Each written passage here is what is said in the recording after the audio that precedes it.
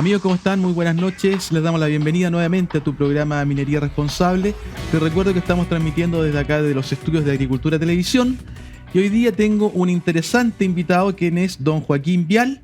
Él es profesor adjunto del Instituto de Economía de la Universidad Católica e investigador principal en CLAPES, Universidad Católica, a quien le damos la más cordial de las bienvenidas. Don Joaquín, bienvenido a Minería Responsable. Encantado, pues mucho gusto de estar con ustedes y poder compartir un rato sobre estos temas. Oiga, entremos de inmediato en materia porque tenemos 30 minutos para poder conversar y sin duda que esto de la minería submarina da para mucho, así que quisiera primero que nada que me disculpara porque hay muchas cosas que yo no voy a saber, así que la idea es que vayamos conversando desde la ignorancia mía, digamos, ¿no? Cuéntenos un poco, don Joaquín, ¿qué es la minería submarina? Bueno, básicamente traer minerales, pero del fondo del mar, no desde la tierra. No desde la tierra. Y esto es algo que en algunas áreas tiene una tradición ya bastante larga. Por ejemplo, en todo lo que tiene que ver con explotación de gas natural y petróleo, ya hay explotación submarina de esto desde hace décadas. Y en el Golfo Pérsico, en el Mar del Norte, en Brasil, hay grandes yacimientos que están a mucha profundidad y que se explotan con tecnología apropiada. Ahora, don Joaquín, ¿esto tiene que ver, por ejemplo, con la minería submarina, con el tema del petróleo? No exclusivamente. No exclusivamente. También puede haber minerales, pero, digamos, justamente porque en el tema de los minerales, esto se ha desarrollado más recientemente, ha tenido demoras, porque entre medio, digamos, en el caso del petróleo, esto es una cosa que ya viene de hace mucho tiempo, ya sí, claro. pero en el caso, por ahí en la década de los 80, la Convención del Mar de Naciones Unidas declaró que los recursos mineros de los fondos marinos eran patrimonio general de la humanidad, los que están en aguas internacionales, por supuesto, no los que están en aguas territoriales. Entonces, y se declaró con una moratoria en la explotación de estos recursos porque tenía que armar una normativa. Que obviamente no existía. No existía. Y la normativa tiene que ver básicamente con dos temas. Uno, cómo se hace práctico esta declaración general de que esto es un patrimonio común de la humanidad, que en la práctica significa que tiene que ver con cómo se distribuyen, por lo menos lo que sería el equivalente a los impuestos, a los royalties, entre los países, y qué tipo y qué tamaño tendría que tener esos royalties. Y lo otro tiene que ver con las consideraciones ambientales, que son muy importantes también. Estos son ecosistemas que han permanecido relativamente intocados, y bueno, estos son intervenciones importantes. Ahora, me imagino que hoy en día toma más relevancia el tema del cuidado del medio ambiente, que hoy día está eso todo muy en boga, digamos. Esto hoy día entonces acentúa más esta visión respecto de la minería submarina, ¿no? Sí, es un tema, a diferencia de lo que ocurre con la minería terrestre. En la minería terrestre uno más o menos sabe cuáles son los impactos ambientales que puede haber, y eso se puede mitigar, se pueden controlar y regular. Pero en minería submarina tenemos el problema que esto ocurre a mucha profundidad. ¿De cuánta profundidad estamos hablando? 4.000, 5.000 metros de profundidad. Wow. Entonces eso significa que hay que intervenir en el fondo marino a esa profundidad. Son ecosistemas bastante desconocidos, y sacar el mineral, y junto con el mineral van a salir un montón de otras cosas y mucha agua. Luego llevar ese mineral a un barco, y ya sea que se procese en ese barco o se lleve a tierra pero todo el desecho luego vuelve al mar. Y probablemente el problema más complicado de todo es esa enorme pluma de desechos que caen y que se desparraman en una superficie bastante grande. Entonces, el tema ambiental es delicado y requiere soluciones apropiadas. Ahora, don Joaquín, la explotación de recursos minerales en el fondo del océano, ¿de qué recursos naturales, de qué minerales estamos hablando? Hay distintos tipos de depósitos. Esa es una cosa que sabemos con lo que se ha ido explorando en los fondos marinos. Estas son cosas que han ocurrido en los últimos 20, 30 años, digamos, e incluso menos. Sabemos que hay como 3 grandes tipos de depósitos.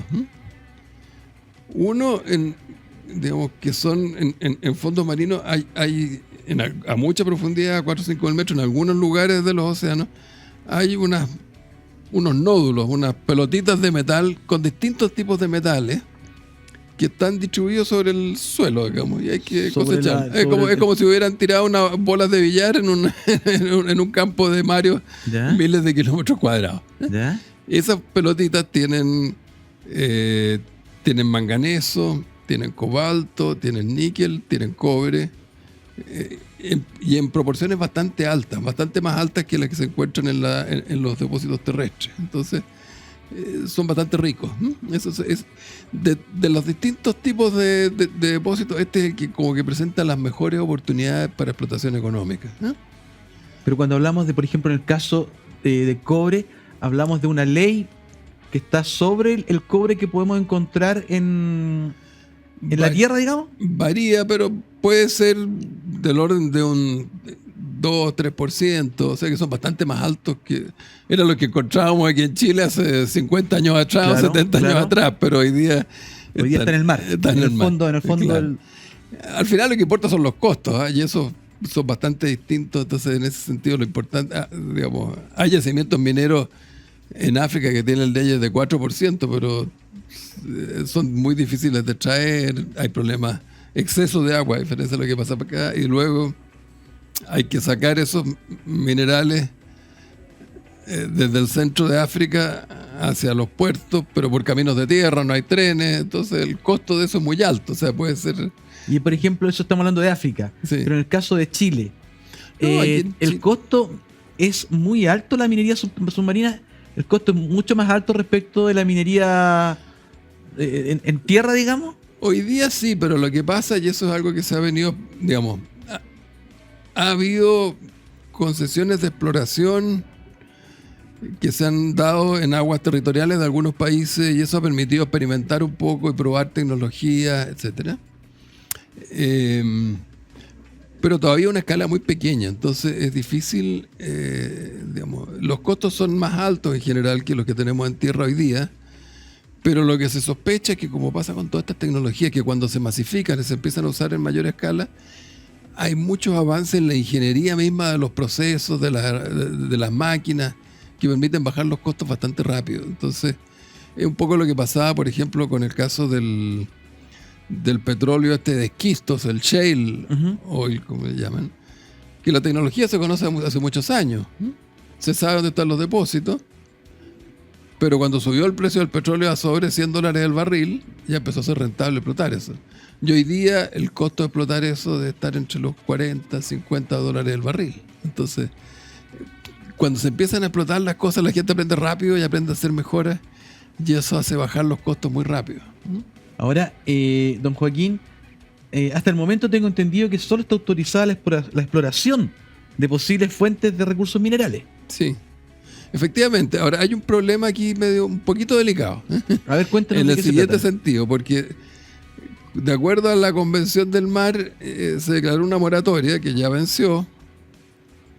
Esa moratoria tenía como objeto crear este marco legal internacional para explotar esto.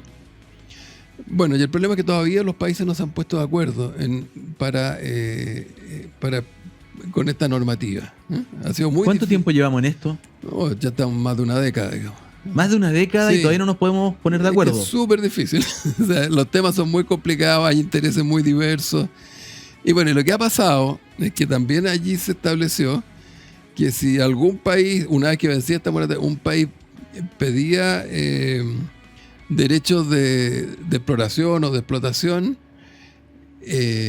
había un plazo de 2 años para empezar. Para empezar. Sí. ¿Qué pasó? Que cuando se venció la moratoria, un país chico, que es una islita en el Pacífico por ahí, que se llama Nauru, y alguna otra más por ahí, pidieron este permiso. Y ese plazo se acaba de vencer ahora en julio. O sea, a partir de julio, y todavía no hay acuerdos. Entonces, hoy día hay una negociación muy intensa entre los países para ver qué es lo que se hace en el intertanto. Chile ha tenido una participación activa en todas esas negociaciones. En un seminario que hicimos allá en la universidad, en la Católica, hace un par de meses atrás, vino un representante de Cancillería, contó en qué estaba todo este proceso y la posición de Chile. Y hay una gran cantidad de países hoy día que están en la posición de que es importante avanzar mejor en el conocimiento de los impactos ambientales antes de abrir esto en gran escala. El hecho, don Joaquín, de que estemos hablando de 5.000 metros de profundidad complejiza el hacer estos estudios, me imagino. A 5.000 metros de profundidad todo es complejo. O sea, Partiendo obviamente por ahí, claro. Partiendo por el conocimiento de esto, pero también todo lo que tiene que ver con las técnicas de explotación y todo eso también es complicado. Se están haciendo algunas cosas a nivel más bien de experimental, hay permisos como de investigación. Entonces se están probando estas cosas, se están probando tecnologías, se están probando.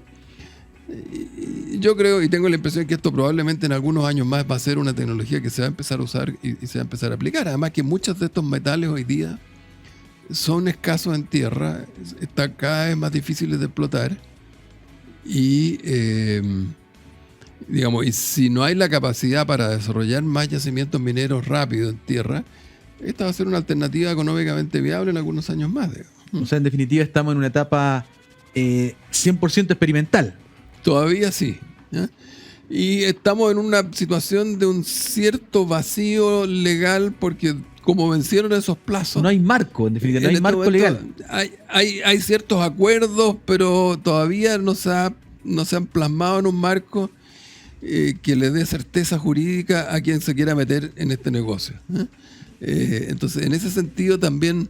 Ahora, hay gente más arriesgada que está dispuesta a asumir el riesgo de no tener un marco jurídico y empezar a explotar para poder estar primero en esto. ¿Hay casos? Sí, hay empresas noruegas, canadienses que están que tienen acuerdos con Nauru, que es la que le da los permisos, ¿Ya?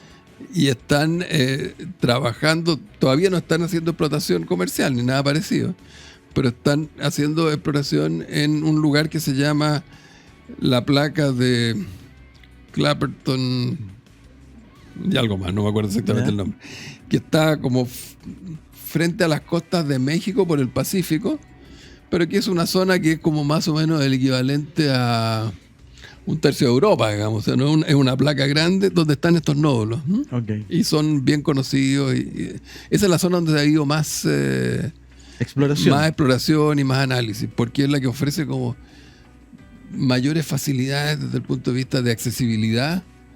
Está relativamente cerca de América del Norte, de México, Estados Unidos, donde podría haber puertos para procesar esto. De todas maneras son varios miles de kilómetros, no están al lado. Don Joaquín, los invito a que nos vayamos a un pequeño corte comercial y ya seguimos entonces un poquito en unos par de minutos y seguimos hablando de lo que es la minería submarina. Somos ABA Montajes. Resaltar y posicionarnos en mercados tan gravitantes como ingeniería, construcción, montaje en la gran minería y plantas químicas. Somos ABA Montajes.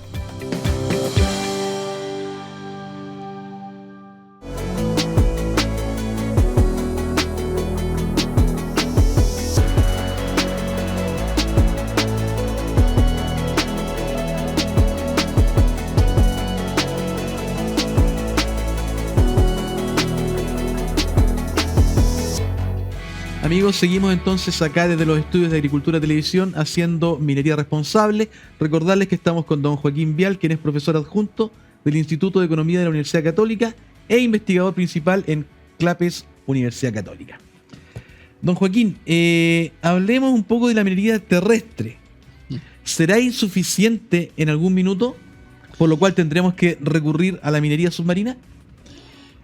Mire, esa es una gran preocupación, Claudio. O sea, yo recuerdo cuando estaba en la universidad, ahí a comienzos de los años 70, había una tremenda discusión respecto a si convenía explotar el cobre ahora o postergar un tiempo porque el precio podía subir, porque se pensaba que Chile tenía reservas para 30, 40 años. Bueno, hoy día sigue teniendo reservas para 40 o 50 Claro, años y tal vez claro. más. Lo que pasa es que en el caso de los recursos minerales, donde hay mercados y precios que funcionan, hay mucha innovación porque las empresas mineras, para poder competir, tienen que ir permanentemente bajando costos, introduciendo nuevas tecnologías, nuevos equipos, nuevas formas de hacer las cosas. Entonces, la gente tiende a pensar que la minería es como ir con pico y pala y sacar Claro, piedras, claro. pero en realidad lo que uno ve en términos de automatización, incorporación de robots, nuevas técnicas metalúrgicas, es muy grande. Y eso ha permitido entonces que, como decíamos antes, hace 50 años atrás, un yacimiento de buena ley era un yacimiento de 2%, 3% de mineral. Ujú. Hoy día yacimientos de 0,4, 0,5% Es harta la diferencia. son rentables. Entonces, eso se ha logrado gracias a una tremenda innovación, incorporación de más capital. Ya no es el trabajador de pico y pala, hoy día son profesionales los que están trabajando en las faenas mineras, manejando muchas de estas máquinas. Entonces, la minería ha cambiado mucho y lo que uno espera es que con los cambios tecnológicos que estamos viendo en distintas áreas, esto va a seguir. Entonces, pero por supuesto, todas estas cosas son finitas. O sea, va a llegar un momento en que... Ahora, por otro lado, lo que estamos viendo también son muchos avances tecnológicos en términos de los usos del cobre. En esa misma época uno usaba mucho cobre en cañerías de agua caliente, Exacto. los tendidos telefónicos, en los automóviles los radiadores eran de cobre. Sí. Todo eso desapareció, esos usos del cobre han desaparecido y el cobre hoy día se usa casi exclusivamente para transmisión eléctrica, donde realmente es un metal imbatible. Entonces, es allí, y eso ha permitido también ir generando espacios de manera tal de que, si bien la producción de cobre sigue creciendo y va aumentando todos los años, pero digamos, eso es finito y en algún momento obviamente todas estas fuerzas van a converger. Y lo que está pasando en muchas áreas, o sea, cuando empieza a escasear, los precios suben. Ujú. Yo recuerdo también que hace 20 años atrás un precio del cobre de 80 centavos de dólar era un buen precio Era un del muy cobre. buen precio. Hoy día un precio de 200 centavos del cobre ya no es un buen precio. Entonces, los costos han subido.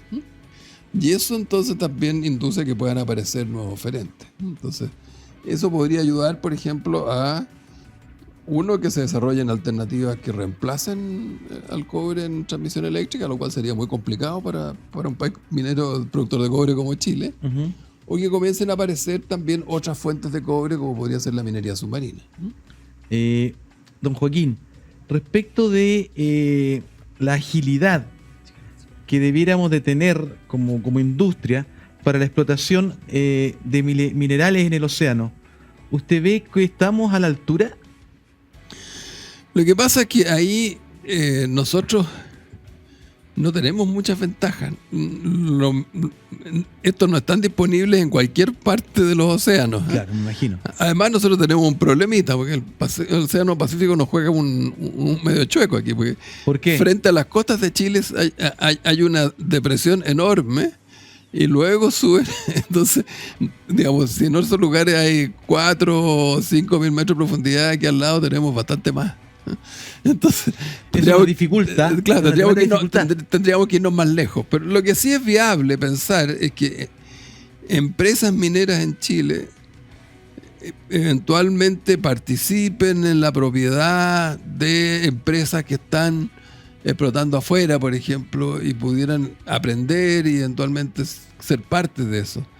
Pero yo diría que con lo que tenemos de experiencia acumulada y conocimientos de acá en Chile, en la parte extractiva no tenemos ninguna ventaja sobre los otros. Ahora, usted ha tocado un tema que es súper importante respecto a la experiencia. ¿Qué tal es la experiencia de este pueblo, de este país minero, ¿no es cierto? Pero respecto de la minería submarina. Ninguna. Ninguna experiencia tenemos. Cero. Entonces, por eso yo veo pocas ventajas en eso.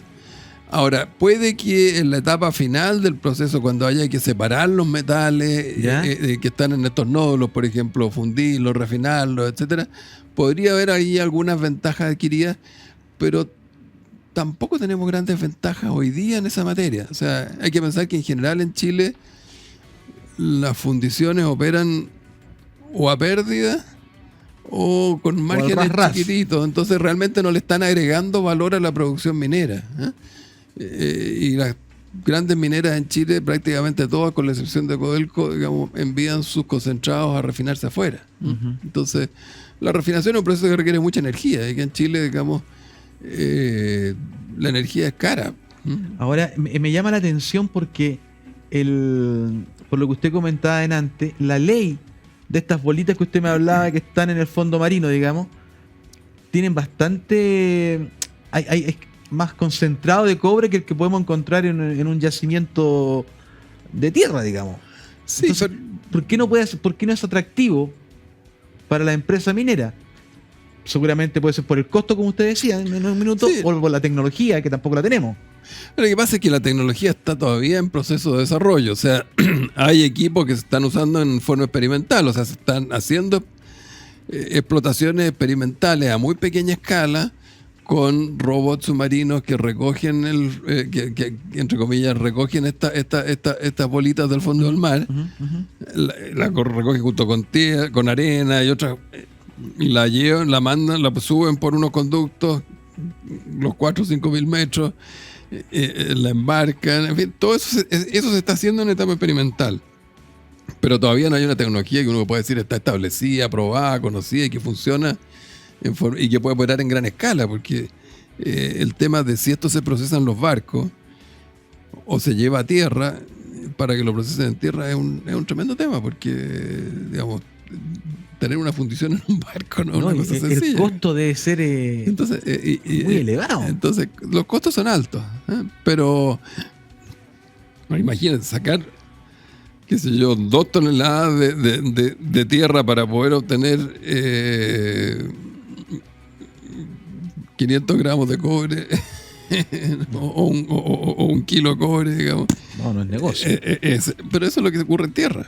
Eso es lo que está ocurriendo hoy día en tierra. No, lo que pasa es que la tecnología hoy día en tierra la tenemos. Sí. Pero como usted dice, en minería submarina está en una etapa experimental, digamos. Sí. No, esto está experimental, efectivamente. Entonces, yo creo, a ver... ¿Usted cree, don Joaquín, que las empresas chilenas serán capaces de comenzar a involucrarse en este tipo de procedimientos? Lo veo muy difícil. Lo veo muy difícil porque está muy ajeno a lo que son las características de su negocio hoy día.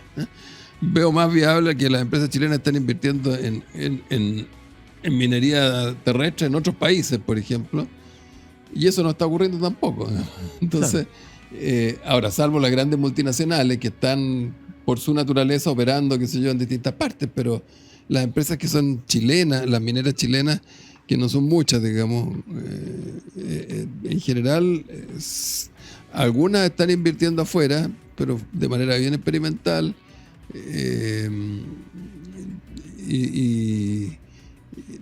pero ahí por lo menos tienen el conocimiento tecnológico y las capacidades comerciales, todo eso, pero no estoy seguro que... Si no se puede hacer, no se ha hecho hasta ahora en gran medida en tierra, es mucho más difícil va a ser hacerlo. Ahora, ¿esta minería marina afectaría, cree usted, específicamente a la industria del cobre? Bueno, si esto se llegara a explotar en gran escala, sí, tendría un impacto. ¿Tendría un impacto? Pero vamos a ver, porque va a depender mucho de cuál sea el balance entre oferta y demanda de cobre en ese momento. Pues decir, digamos, lo que estamos viendo aquí en Chile hoy día son grandes dificultades para desarrollar nuevos yacimientos.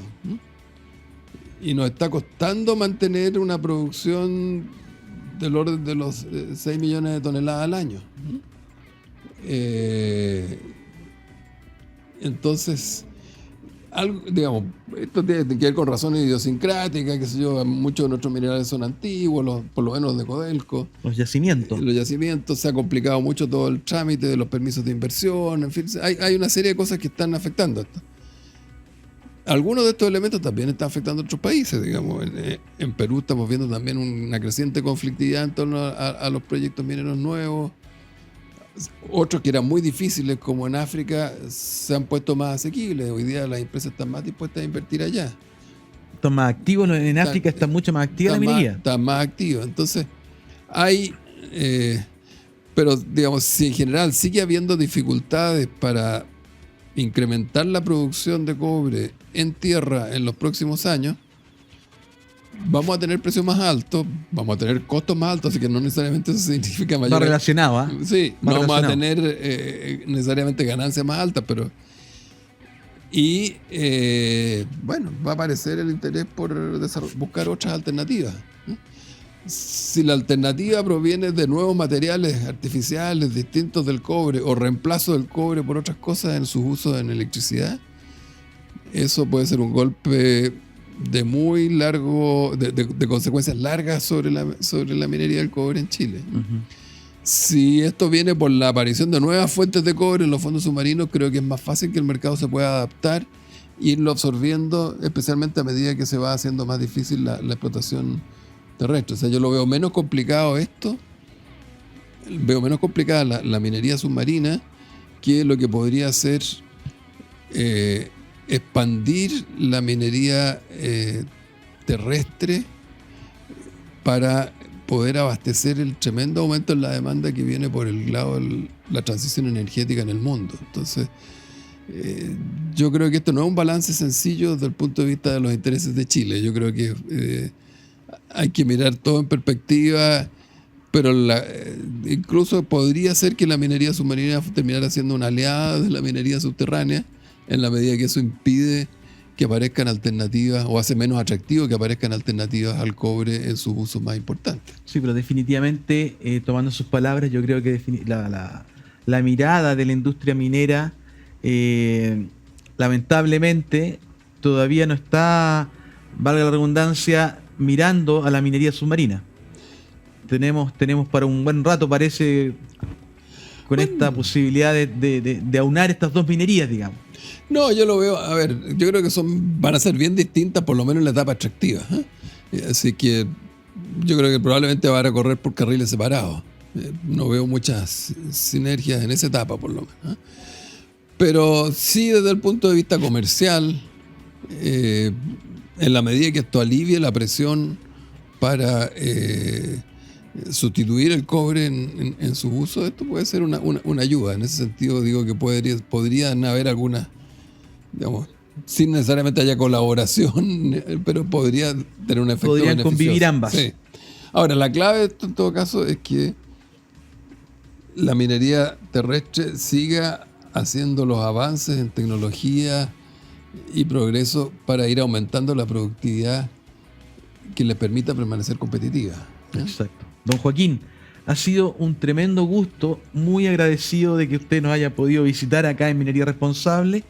Le insisto, gracias por su presencia acá, y esta es su casa para cuando usted necesite, quiera estar con nosotros. Por favor, cuente con nosotros acá en Minería Responsable. Muchas gracias, Claudio. Ha sido un placer, realmente un privilegio poder estar con ustedes. Ha sido muy amable. Amigos, esto ha sido todo desde acá, desde los estudios de Agricultura Televisión. Esto fue Minería Responsable.